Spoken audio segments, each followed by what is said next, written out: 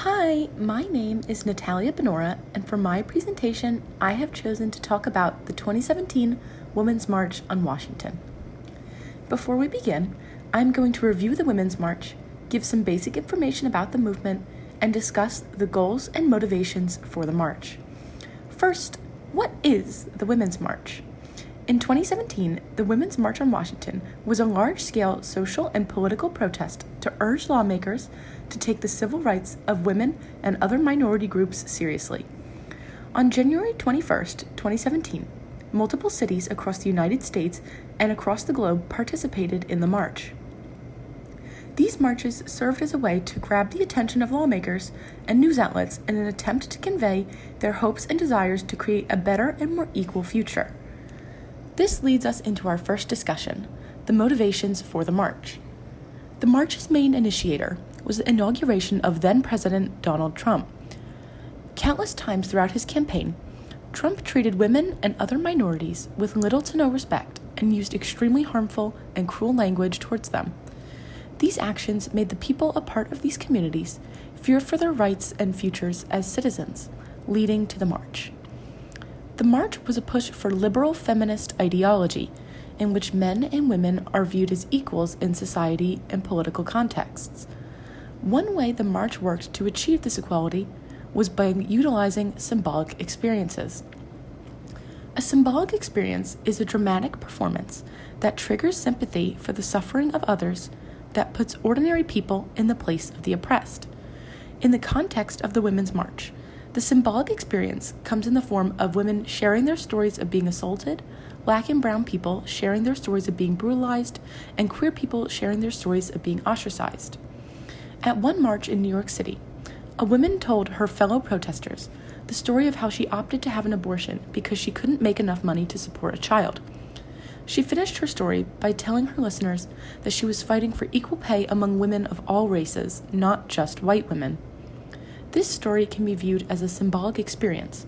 This woman chose to share her story to encourage her fellow protesters to keep working towards freedom and to also make her audience realize how real and prevalent women's issues are. This woman was not the only speaker at these marches. Many marches had participants who chose to speak to other protesters and to news outlets and tell them why they were marching. Here is a short video clip of what it looked like when a speaker took the stage at the march. We are America, and we are here to stay. This is the upside of the downside. We are the people, we have people power, and we will use it. We are not here to be debunked.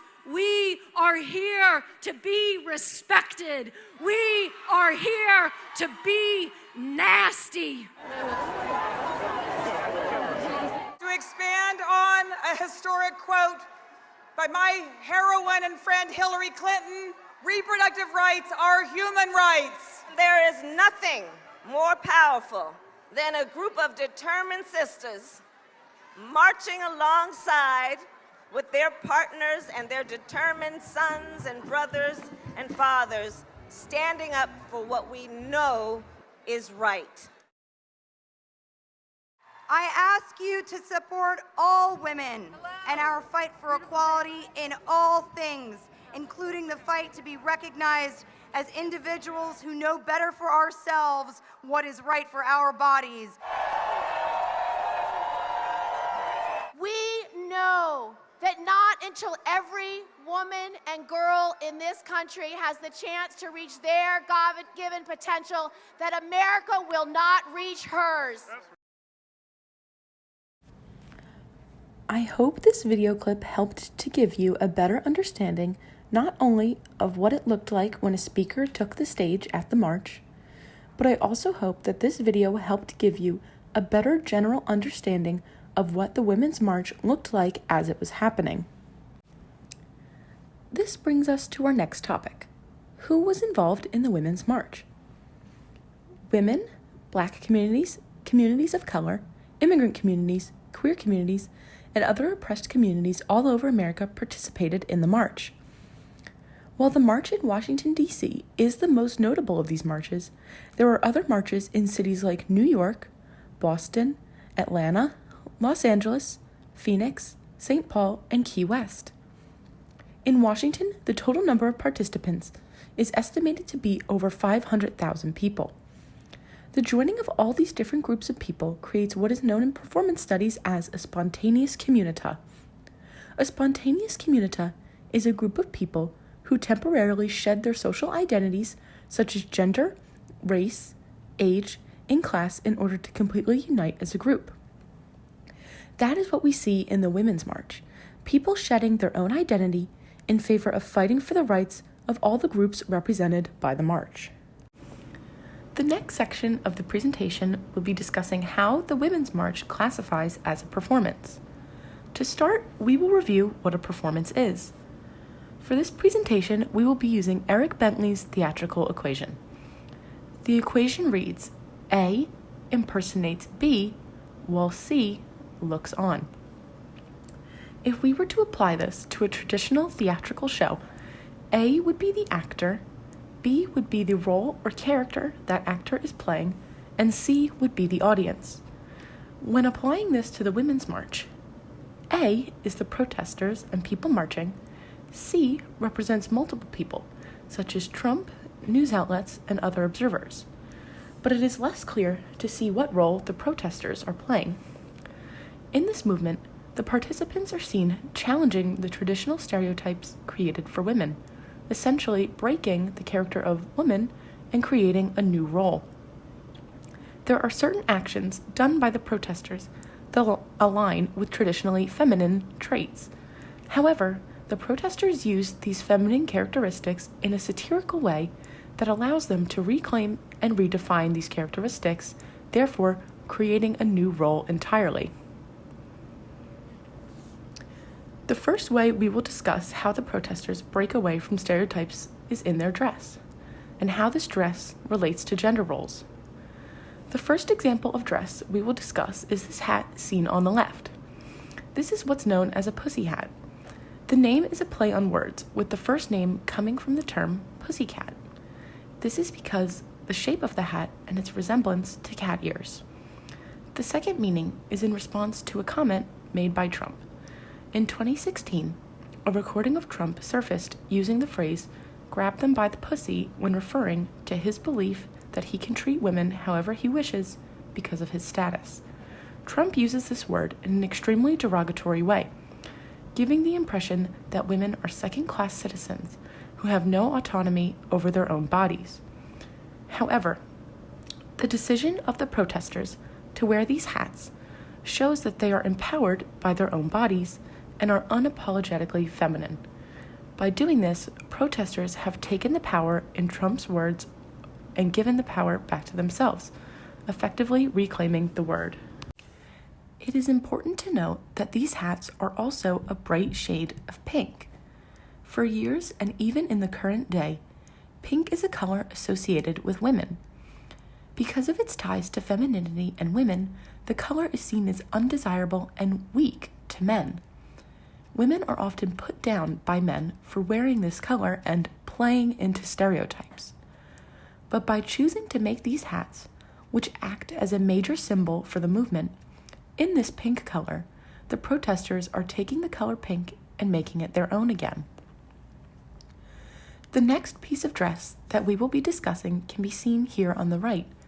This is a sash worn by a protester in Washington. The sash is made specifically to resemble those worn by suffragettes in the 18 and 1900s. The dates on this sash refer to the creator's grandmother, who protested for women's rights in 1848, and the creator themselves protesting for women's rights in 2017. By wearing these sashes, protesters take on the role of suffragette. Adapting the role of suffragette gives the protesters a way to connect with their history. Now, one might think that wearing a sash that has been worn by women for nearly 100 years would be considered a participation in gender stereotypes.